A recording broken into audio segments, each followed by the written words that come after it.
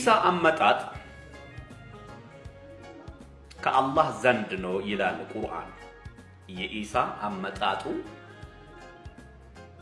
ከአላህ ዘንድ ነው ብሎ በሱራ 349 ላይ አኒ ቀድ ጂእቱኩም ቢአየትን ምን ረቢኩም ይላል። እኔ በእርግጥ ከጌታዬ ዘንድ በተአምር ወደ እናንተ መጣሁ ይላል። ኢሳ አልተፈጠረም፣ ከአላህ ዘንድ ነው የመጣው።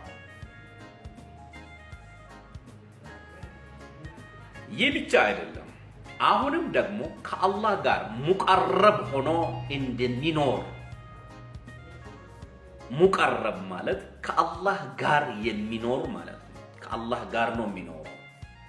ሱራ 349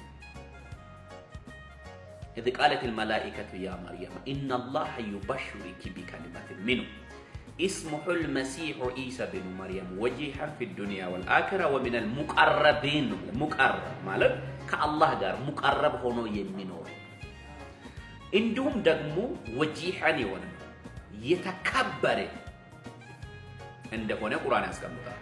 የተከበረ ክቡር ነው ኢየሱስ እንደ ቁርአን አስተምህሮም ቢሆን في الدنيا والآخرة ለማን ነው በቁርአን ውስጥ እንደ ኢሳ ክብር የሰጠው ቁርአን ታውቃላችሁ?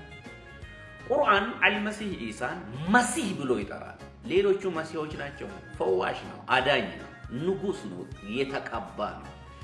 መሲህ ማለት የተቀባ ማለት ነው። የተቀባ ማለት ለንግስና ነው። ስለዚህ ማቴዎስ 28 ቁጥር 18 ስልጣን ሁሉ በሰማይና በምድር ተሰጠኝ፣ ስለዚህ ባለሙሉ ስልጣን ነው ማለት ነው።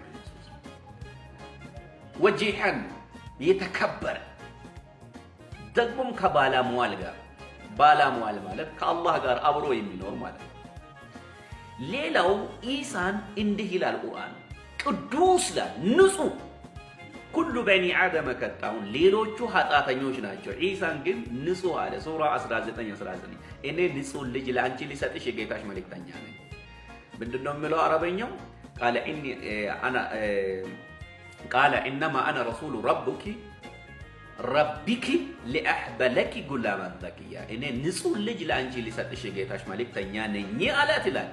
ስለዚህ ኢሳ ንጹህ ነው፣ ቅዱስ ነው። ሌሎቹ ንጹሃን አይደለም። ነቢያቶቹን ሁሉ ቁጠሩ። እናንተ የምትከተሉት ነቢዩ ራሱ እና ፈተሐና ለከ ፈትሐን ሙቢና ሊየግፍረከ አላሁ ማ ተቀደመ ምን ዘንቢሂ ወማ ተአከረ ነው የተባለላቸው ለነቢዩ ሙሐመድ። ኢሳን ግን ጉላማን ዘኪይ ነው፣ ንጹህ ልጅ።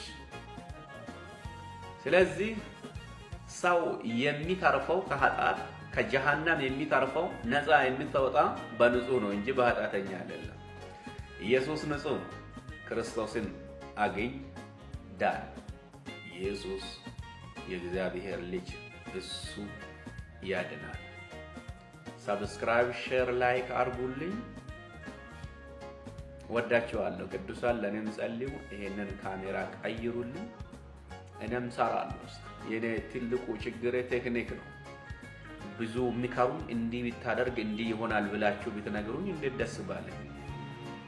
የቁርአኑንማ እኔ ነግራቸዋለሁ ለወንድሞቼ፣ እናንተ በዚህ ብትረዱኝ ማለት ነው። ተባረኩ። አመሰግናለሁ።